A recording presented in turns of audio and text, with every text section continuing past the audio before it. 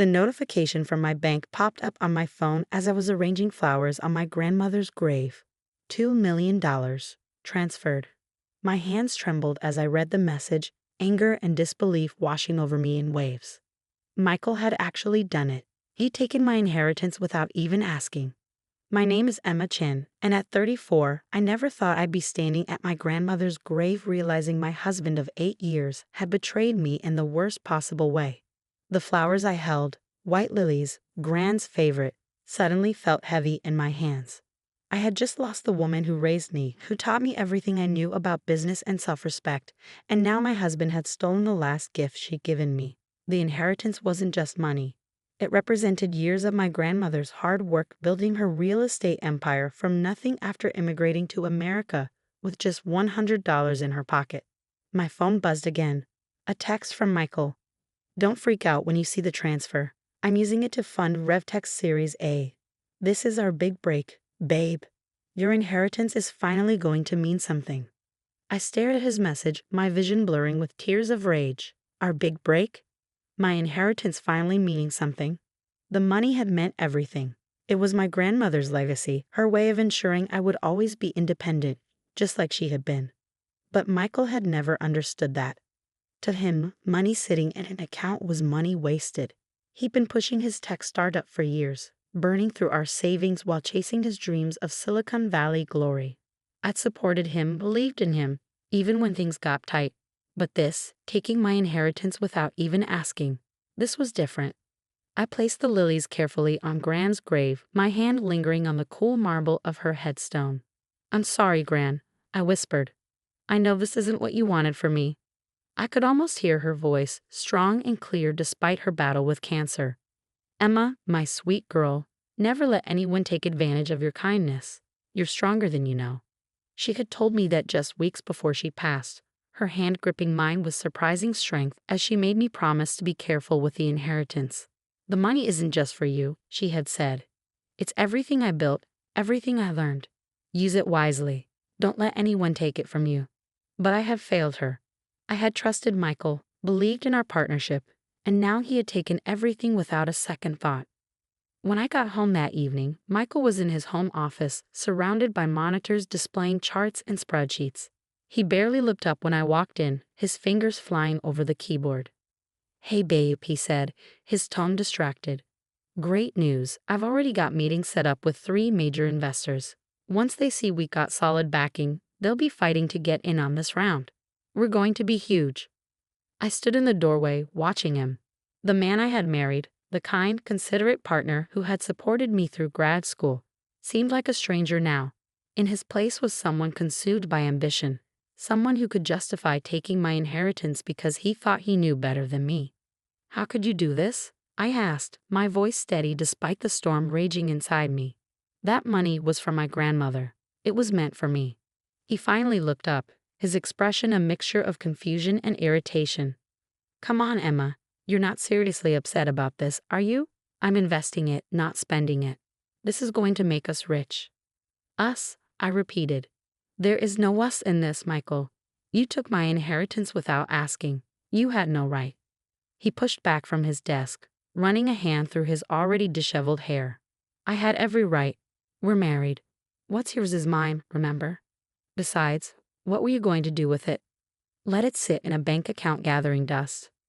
That was my choice to make, I said, my voice rising. Not yours. Gran left that money to me for a reason. Michael stood up, his face flushing with anger. Your grandmother was old school, Emma. She didn't understand modern business. This is how things work now. You have to move fast, take risks. I'm doing you a favor. I stared at him, really seeing him for the first time. The arrogance, the entitlement, the complete disregard for my feelings or my grandmother's wishes. It had all been there, I realized. I just hadn't wanted to see it. But what Michael didn't know, what he hadn't bothered to find out before he made his grand move, was that I wasn't as helpless as he thought. Gran hadn't just left me money. She had taught me everything she knew about business, about protecting myself, about standing up for what was mine. I turned and walked out of his office without another word, leaving him to his spreadsheets and his dreams of tech glory. I had work to do. The next morning, I called Sarah Chen. My grandmother's longtime lawyer and friend. I hadn't wanted to make this call, had hoped I'd never need to, but Gran had insisted on introducing us months before she'd passed. Keep Sarah's number, she had said. Just in case. She knows what to do. Sarah picked up on the second ring. Emma, she said, her voice warm but professional. I was wondering when I hear from you. He took the money, I said simply. All of it.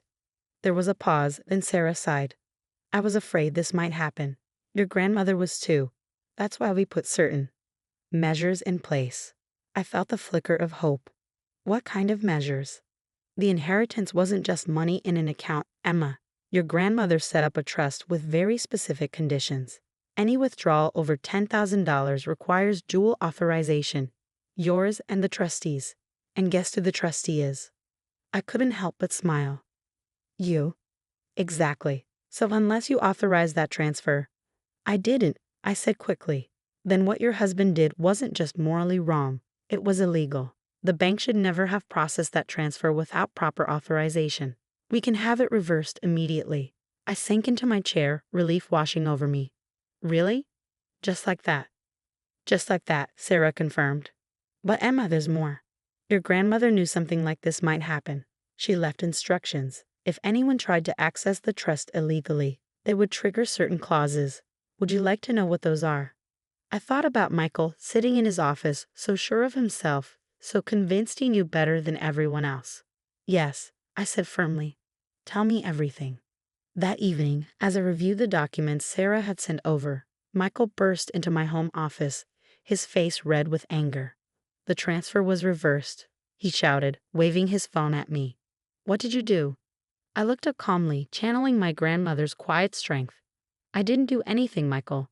The trust did exactly what it was designed to do, protect my inheritance from unauthorized access. He froze, confusion replacing his anger. What trust? What are you talking about? The trust my grandmother set up, I explained, my voice steady. Did you really think she'd just leave $2 million in a regular bank account? Gran was smarter than that. She built an empire from nothing. She knew how to protect what was hers. Michael's face paled as the implications sank in. But we're married. I had every right to. No, I cut him off.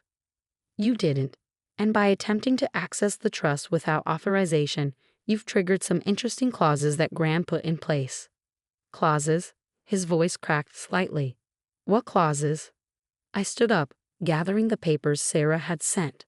Well, for starters, your attempted theft has been reported to the bank's fraud department. They're launching an investigation into RevTech's finances.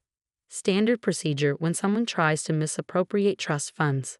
Michael stumbled back, collapsing into a chair. You can't be serious. Emma, this will ruin everything. The investors, the series of funding. That's not all, I continued, ignoring his protests. Gran was very specific about what should happen if someone tried to steal from the trust. The clause triggers an immediate audit of all shared accounts and assets. Everything will be scrutinized, Michael. Everything. His face went from pale to ashen. I knew why. The creative accounting he'd been doing with our joint accounts, the money he'd borrowed from my personal savings for his startup, it would all come to light. You're bluffing, he said, but his voice trembled. You wouldn't do this to me. To us. I'm not doing anything, I replied. These are just the consequences of your actions. You chose to take what wasn't yours. Now you get to deal with what happens next. He stood up abruptly, running his hands through his hair. We can fix this, he said desperately. I'll call the bank, explain it was a misunderstanding. We can stop the investigation before it starts. I shook my head. It's too late for that. The process has already begun. This is insane, he exploded. I'm your husband. I was trying to help us build a future together. Your grandmother would have understood that. The mention of Gran made my blood boil, but I kept my voice calm. No, Michael.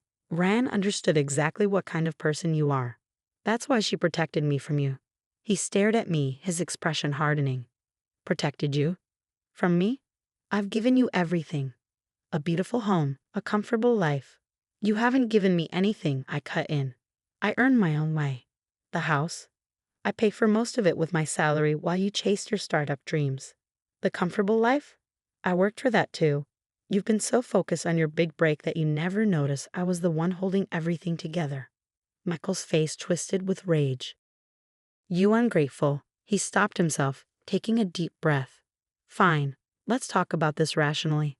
What do you want? Name your price to stop the investigation. I almost laughed at his attempt to negotiate. This isn't a business deal, Michael. This is about trust, respect, and consequences. You broke my trust when you tried to steal my inheritance. Now you get to face the consequences. He stormed out of the office, slamming the door behind him. I heard him stomping around upstairs, drawers opening and closing. A few minutes later, he came back with a packed bag. I'm staying at a hotel, he announced. When you're ready to be reasonable, call me. I watched him leave, feeling oddly calm. This wasn't how I had imagined my marriage ending, but in a way, it felt inevitable. Michael had shown his true colors, and there was no going back from that. The next few weeks were a whirlwind of legal meetings and financial discussions. The audit revealed exactly what I had suspected. Michael had been siphoning money from our joint accounts for years, using it to fund his startup while covering up the transfers with creative bookkeeping. Sarah was ruthless in pursuing every detail, every discrepancy. Your grandmother warned me about him, she told me during one of our meetings. She said he reminded her of your grandfather, charming, ambitious, but with no moral compass when it came to money. I hadn't known much about my grandfather. He had left Gran when my mother was young, taking most of their savings with him. Gran had rebuilt everything from scratch, turning her small real estate investments into a thriving business. Why didn't she tell me? I asked Sarah. She tried, in her way, Sarah replied gently, but she knew you had to learn some lessons for yourself. That's why she set up the trust the way she did, to protect you when you needed it most. As the investigation continued, RevTech's investors started pulling out. Michael's dream of Silicon Valley success crumbled as the truth about his financial manipulations came to light. He tried everything. Begging, threatening, attempting to negotiate, but nothing could stop what was coming.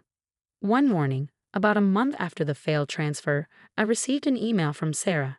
Attached was a preliminary report from the forensic accountants detailing every penny Michael had taken from our joint accounts. The total made me feel sick.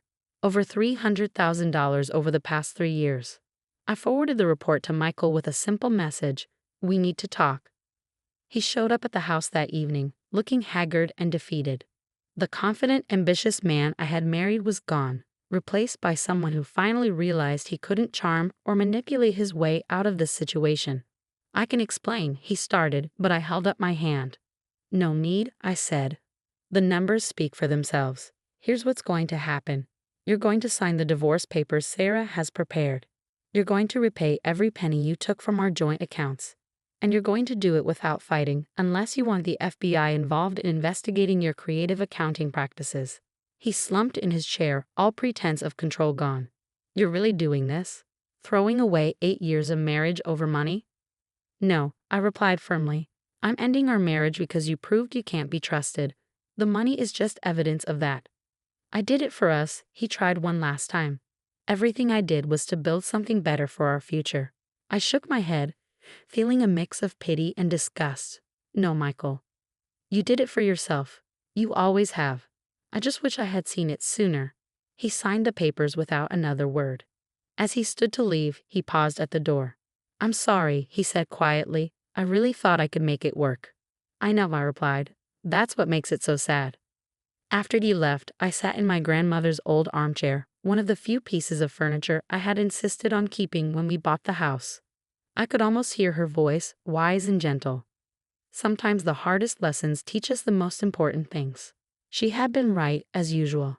I had learned so much from this experience, about trust, about strength, about standing up for myself. The inheritance wasn't just money, it was a final gift from a woman who had faced her own battles and emerged stronger.